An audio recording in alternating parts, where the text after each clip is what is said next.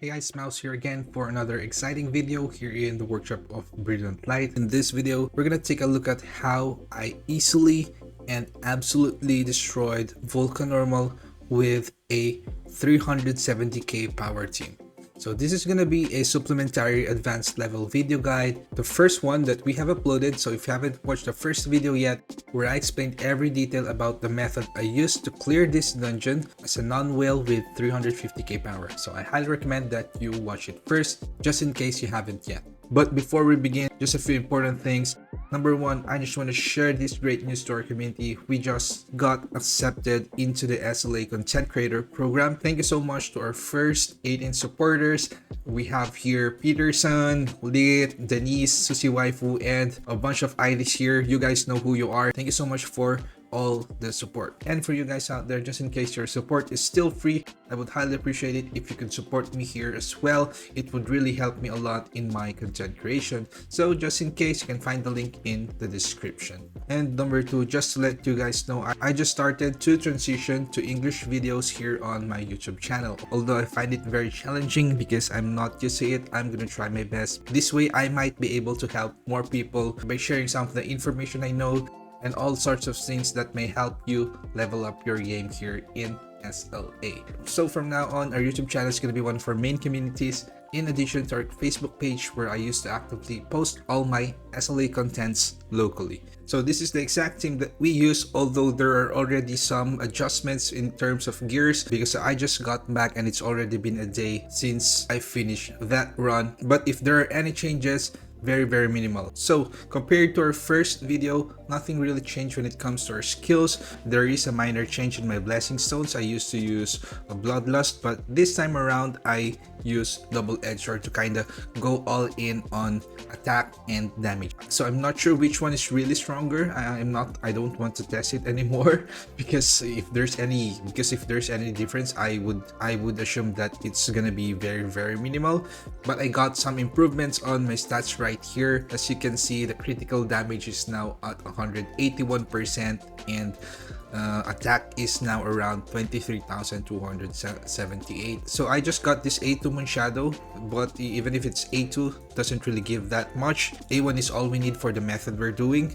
And as for our artifacts, this is where one of the major changes happened because we just got lucky to get this crit damage 4.1k.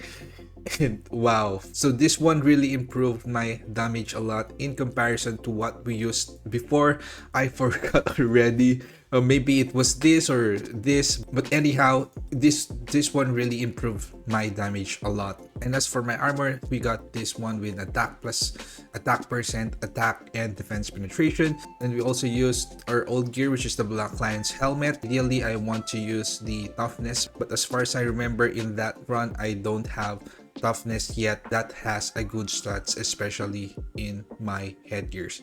Okay, so accessories pretty much almost the same. Changes really in Jinwoo is very minimal except for the crit damage that we now have is 181%. And again guys, if you have heavy penalty, crit rate from artifacts are not gonna help much. My Alicia, initially in my first video I was using destroyer set, but this time around we didn't need the destroyer set. I just tried to put my plus 20 set of toughness just to kind of push my total power and try to lessen the penalty. Our Maylin is now at A2, still using the Guardian set so that again when Alicia uses her support skill that creates a shield, Jinwoo will also get the damage increase. Jae-in's weapon is here as well just to kind of add more power. And as for our Min, it's using Noble Sacrifice for more attack and just some accessories again just to increase the total power. The team right now has 376k. In the video it was only 370k because I was out. I was not able to record this immediately. I hope that's fine because whatever change here really is minimal. But because what really changed is that I farmed, like really farmed my blessings. As you can see, we have here 30, 40, 30, 20, 30 ultimate skill damage. So I'm not sure if this is working. I'm not sure if this is even stacking, but I think so. I didn't have the chance to test it. I have here one critical damage 18%, which I believe would help a bit as well. So you might be wondering, how the hell did I get this? Well, RNG played the part, but let me just share you my farming routine real quick, just to kind of give you an idea. So there are two farming areas here. This map, the Burning Overpass, you're only gonna have to fight some normal mobs. I think if you have at least an Alicia A2, this is gonna be very easy. But this one is the more difficult one. You kind of have to have a breaker. There are so many bosses that you have, and the recommended power is also much higher. So what you kind of want to do here is to farm here first and get something to push the damage of your hunters, so that they'll be able to farm here. If you already got the ultimate skill damage, then fine, don't do this. But just in case you don't have one yet, what I would recommend is to go here and get something to help your Alicia, or maybe your So, or whoever your DPS is, and strengthen them with like attack, core attack, critical damage, whatever, increased damage to monsters, instead of getting the ultimate skill right away. The reason you want to do that is because this farming area is much more difficult, and you kind of want to optimize your time so that you can kill them faster and beat them faster. Because if you farm this first and you got the ultimate skills immediately, it won't help much when it comes to clearing this area. So that is what I usually do. So I still haven't finished my hunter run, and sorry guys, I kind of don't want to mess with my blessings here. Just another tip to kind of make your blessings farming a bit faster. It would still take time, but I think it would help a lot. You can actually use the auto mode for your characters and just keep on retrying until you get your desired blessings on the first wave. And if you didn't get one, you can just immediately retry the stage. For example, if I already got the ultimate skill damage increase on the first wave, then what I usually do to play the next one manually is to ensure that my characters wouldn't die. But if your characters are already strong enough, you can leave them in auto. Just take a glance and see if something happens, if you got a good one. So that's what I did here. I was watching anime and I put them on auto. Once I hear that the fighting stops, I take a quick glance at my screen, see if there's any good blessing. If there's none, I just press escape, then click the retry button immediately. So that's what I do. But again guys, farm something here that will strengthen your lineup to be able to farm here faster. So now let's go ahead and review the video. Okay, so now we are here in the footage, and as you can see, we have the applied blessings, 5 ultimates. Again guys, I'm not sure how the stacking works, if it even stacks, but what I would say is that my ult should not reach that kind of damage.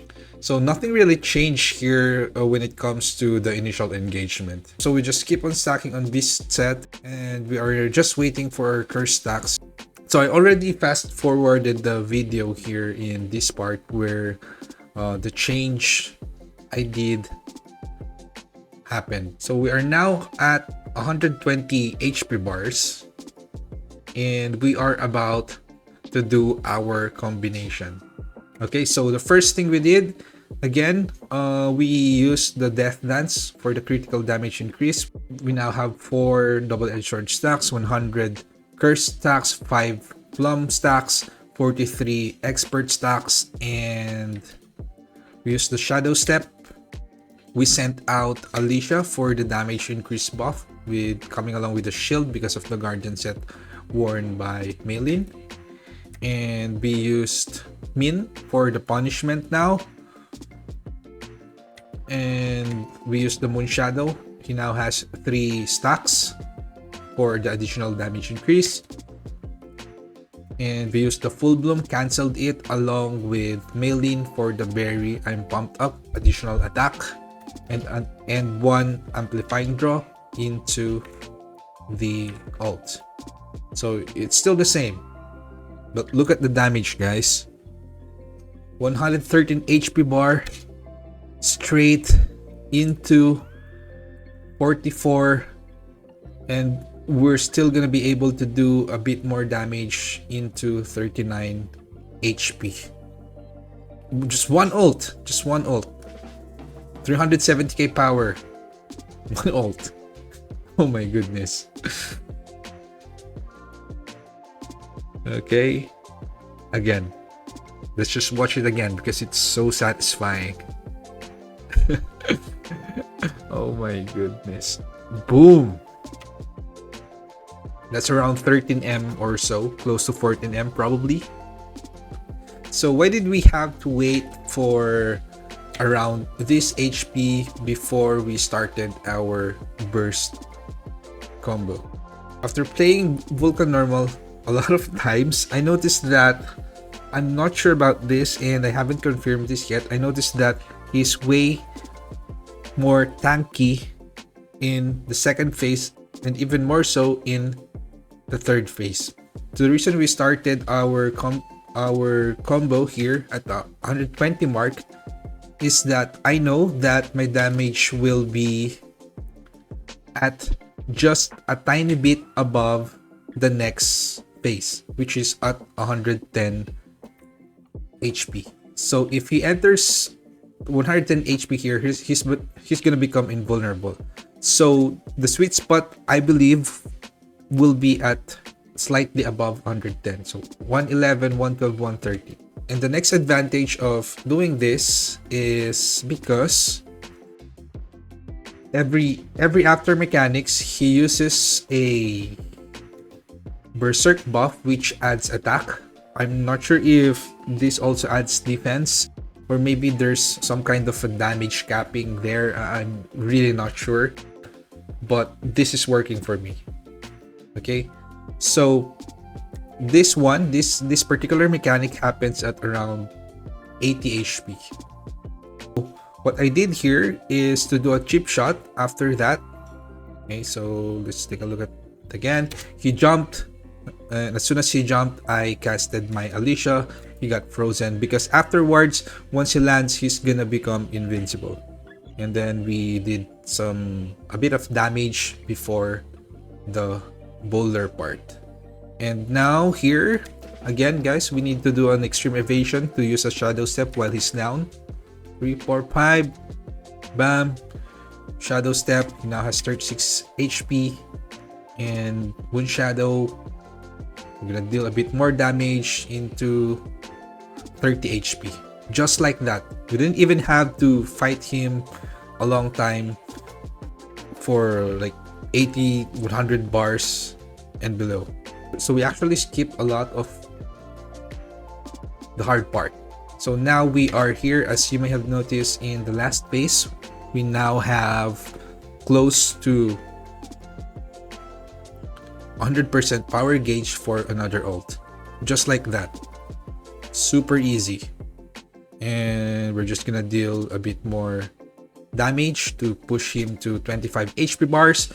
And again guys, don't use your melee here in this part because you're gonna need it to immediately remove that white shield.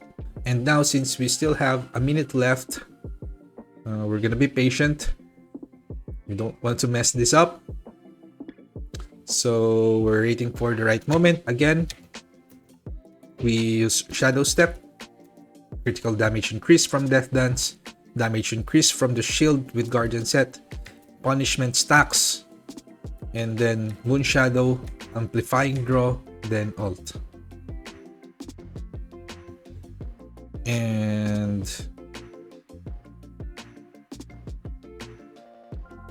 that's it. It's done. This is a 370k power account.